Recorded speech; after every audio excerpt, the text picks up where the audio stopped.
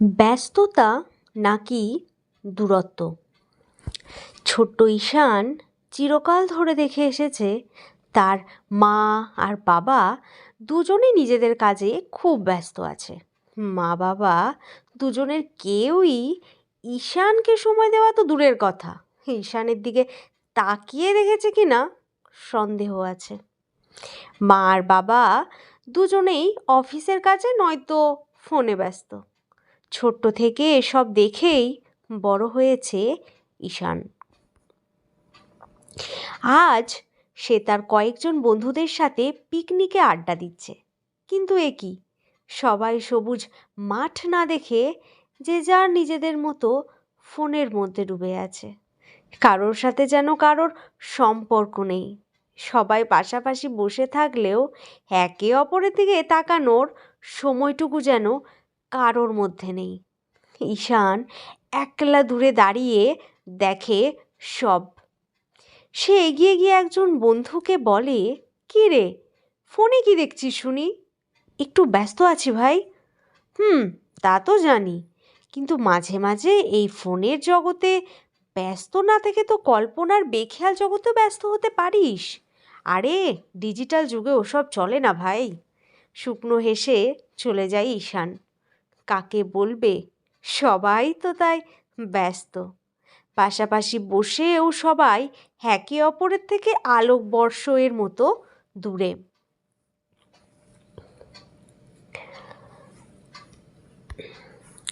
পিকনিকটা জোর করে পিকনিক না বললে ঈশান বুঝতোই না এটা পিকনিক ছিল। পিকনিক কোনো রকম শেষ হয়ে সবাই বাড়ি ফেরার তোড়জোড় করতে লাগলো। একটা সময় পর সবাই বাড়ি ফিরে গেল। ফানুসের মতো অনুভূতি হচ্ছে ঈশানের এই পিকনিক নিয়ে। বাড়ি ফিরেও সেই একই দৃশ্য, বাবা ল্যাপটপে ব্যস্ত আর মা ফোনে। ছেলের আশায় সামান্য ব্যতিব্যস্ত হয়ে আবার যে যার ভাবনায় মগ্ন হলো। ঈশান নিষ্ফলক দৃষ্টিতে তাদের দিকে চেয়ে রইল। মনে মনে ভাবল, একবারও জানতে চাইলে না আজ পিকনিক কেমন হলো। অবশ্য জানতে চাইবেও বা কেন, তোমরা যে ব্যস্ত। রাত গড়িয়ে খাবার সময় এলে ঈশান জানিয়ে দেয় সে রাতে আর খাবে না। এই বলে শুয়ে পড়ল সে। শুয়ে শুয়ে জানলার বাইরের দেখা ফাটা ফাটা মেঘের আকাশের দিকে চেয়ে বলে, আজ সবাই এত ব্যস্ত কেন? শারীরিকভাবে সবাই পাশাপাশি আছি, ছবির অ্যালবামে কাঁধে কাঁধ রেখে আছি, নানান রকম সামাজিক এতে নামাঙ্কিত সম্পর্কগুলো টিকে আছে, কিন্তু মানসিকভাবে না। মানসিকভাবে সবাই সবার থেকে বহু দূরে, এতটাই দূরে যে সহজে ফিরে আসা সম্ভব নয়।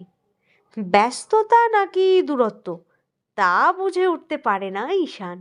সবাই যেন রক্ত মাংসের মানুষ বাইরে থেকে, অন্তরে পুরোটাই যন্ত্র। আত্মীয়র বাড়িতে আর হয় না সকলে মিলে একসাথে আড্ডা দিয়ে হই হল্লা করা। সে জায়গায় সবাই নিজেদের মুঠোফোনেই বন্দি। মাঠে আর বৃষ্টিতে ফুটবলে লাথি দেওয়া হয় না, উপরন্তু সবাই পাশাপাশি বসেই দূরত্ব বজায় রেখে ভিডিও গেমে মত্ত। কফি হাউস বা লাইট হাউসের আলো আজ ম্লান সবার অস্বাভাবিক এবং ক্রমবর্ধমান ব্যস্ততায়। সবাই এত ব্যস্ত কেন, ঈশান মনে মনে নিজেকে প্রশ্ন করে। এত প্রতিযোগিতা করতে গিয়ে, এত দৌড়াতে গিয়ে মানুষ হাঁপিয়ে ওঠে না কখনো? হাঁপিয়ে উঠলে কি করে শুনি? ঈশান ব্যর্থ হাসি হাসে আপন মনে। যাই হোক, পরদিন স্কুলে যাওয়া। প্রতিদিন সকাল থেকে রাত পর্যন্ত যন্ত্রের মতো রুটিন মাফিক জীবন। সকালে সব কাজ সেরে বাবা মা বেরোয় অফিসে আর ঈশান ওর স্কুলে। কারোর মনে পিকনিক নিয়ে কোনো অনুভূতি দেখল না ঈশান। কি হারিয়ে যায়নি? সবটাই হারিয়ে গেছে। সেই নির্মল ছোটবেলা, যখন সত্যি সত্যি ছেলেমেয়েরা একসাথে কাদামাটি মেখে খেলা করত। আজকের ছোটবেলাতেও কৃত্রিমতার ছাপ। ভিডিও গেমে আনন্দ খুঁজে পাই, আর এই সময়ের সাথে সাথে ক্রমবর্ধমান বিবর্তনের কারণে ছোটবেলা থেকেই ছেলে মেয়েদের একসাথে খেলাধুলা বা মেশাটা ছোটবেলাকার প্রেম হিসাবে আখ্যায়িত হয়েছে। ঈশান ভাবে আমরা সবাই কত বড় হয়ে গেলাম। 1 টাকায় 5টা চকলেট পাওয়া থেকে 5 টাকায় একটা চকলেট পাওয়ার মাঝের সময়টুকুতে আমরা বড় হয়ে গেলাম। বন্ধুদের নিচে আয় থেকে অনলাইনে আয় বলার সময়টুকুতে আমরা বড় হয়ে গেলাম। মা আর 5 মিনিট ঘুমোতে দাও বলা থেকে নিজের হাতে অ্যালার্ম বন্ধ করার মাঝের সময়টুকুতে আমরা বড় হয়ে গেলাম। খেলনা ভেঙে যাওয়ার কষ্টে কেঁদে বুক ভাসিয়ে দেওয়ার থেকে মন ভেঙে চুরমার হয়ে যাওয়ার মাঝের সময়টুকুতে আমরা বড় হয়ে গেলাম। চল আগে দেখা করি তারপর প্ল্যান করি বলা থেকে আগে প্ল্যান করি তারপর দেখা করব বলার মাঝের সময়টুকুতে আমরা বড় হয়ে গেলাম। আমরা বড় হতে চাই বলতে বলতে আমি শৈশবে ফিরে যেতে চাই সময়টুকুতে আমরা বড় হয়ে গেলাম। আমরা অনেক বড় হয়ে গেছি, সবাই অনেক ব্যস্ত হয়ে গেছে, অগোছালো হওয়ার সময় কোথায় শুনি। ঈশান দিন দিন আরও বেশি একাকিত্ব অনুভব করছে। সারাদিন এই ইঁদুর দৌড়ের মাঝে প্রতিযোগী হিসাবে দৌড়াতে দৌড়াতে যখন ক্লান্ত হয়ে ফিরছে নিজের পৃথিবীতে, তখন মনে হচ্ছে একটা কথাই, নাকি অপরের থেকে আলোকবর্ষ দূরত্ব। এটা ব্যস্ততা নাকি একে অপরের থেকে আলোকবর্ষ দূরত্ব? পরদিন স্কুলে ক্লাস চলছে। স্কুল থেকে ফেরার পথে সে লক্ষ্য করে বেশ কয়েকজন নিজের ছেলে মেয়েদের বোঝাচ্ছে তারা যেন বাকিদের সাথে না মেশে, বেশি কথা না বলে। কি রকম আশ্চর্য মানসিকতা, ভাবে ঈশান। ঈশান ওদের দিকে তাকিয়ে ভাবছে এসব কথা। হঠাৎ ওর পাশে আরেকটা ছেলে এসে দাঁড়িয়ে বলল, ভাই, সবটা অনেক বদলে গেছে। এখন মানুষ এতটাই ব্যস্ত যে রাস্তায় কোনো অসহায় মৃতপ্রায় ব্যক্তিকে সেবা করার জন্য না ছুটে তার সাথে ছবি তোলে। এখন মানুষ এতই ব্যস্ত যে একটা ঘরে সব কাছের আত্মীয়দের সাথে একসাথে বসে না থাকলেও সবাই নিজেরা নিজেদের মুঠো ফোনে বন্দি রেখে ছবি পোস্ট করে লেখে এনজয়েবল মুমেন্ট উইথ ফ্যামিলি।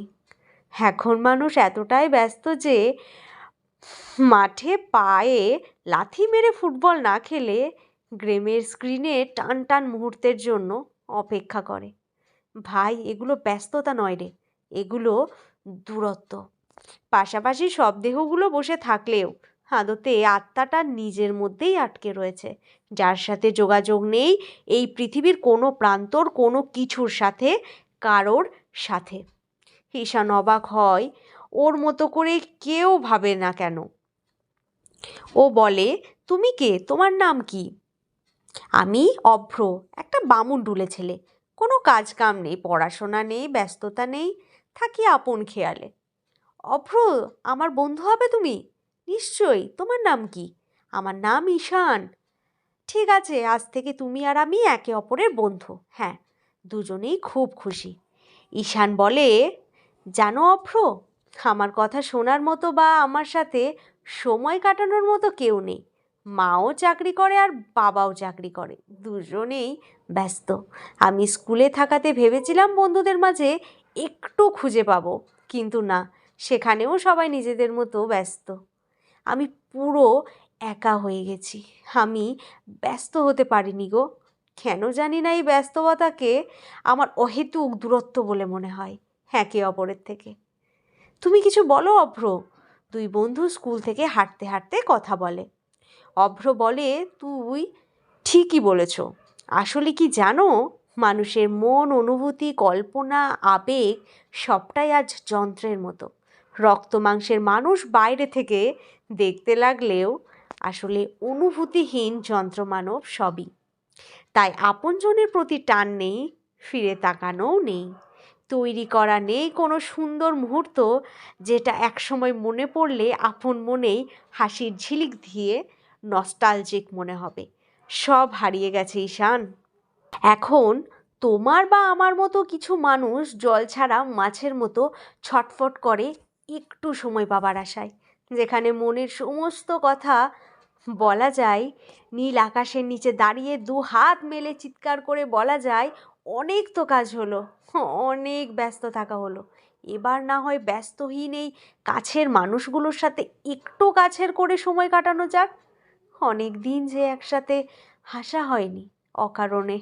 হাসতে গেলেও মেপে হাসতে হয়, কারণ সবাই যে ভয়ানক ব্যস্ত, কারোর দিকে তাকিয়ে দেখারও সময় নেই, ভাবার সময়ও নেই।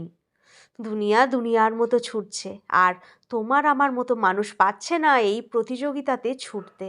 বরং আমরাই একদিন আস্তে আস্তে হারিয়ে যাব এই ব্যস্ততার ভিড়ে, ব্যস্ত মানুষের পায়ের চাপে। তাতে হয়তো কারোর কোনো ব্যস্ত শেষ হবে না। না অভ্র, তুমি ভুল বললে একটু। একটা সময় পর থামবে এই প্রতিযোগিতা, থামবে এই নিজ স্বার্থে করা অহেতুক ছোটাছুটি, শেষ হবে এই অহেতুক ব্যস্ততা। তখন যান্ত্রিকতায় আবদ্ধ মনটাও ছটফট করে সমস্ত আবেগ অনুভূতিগুলো প্রকাশ করতে থাকবে। দিন শুরুতে ব্যস্ত আর দিন শেষে ক্লান্ত মনটা খুঁজবে তখন তার মতোই ব্যস্ত সব কাছের মানুষদের। এই আশায় হয়তো এবার সবার ব্যস্ততা শেষ হয়েছে, শেষ হয়েছে দূরত্ব। এবার হয়তো সত্যিই কাছাকাছি আসা যাবে, বলা যাবে মনের সবটা। বিবর্ণ মনটা রঙিন হতে চাইবে কোনো একটা সময়তেই।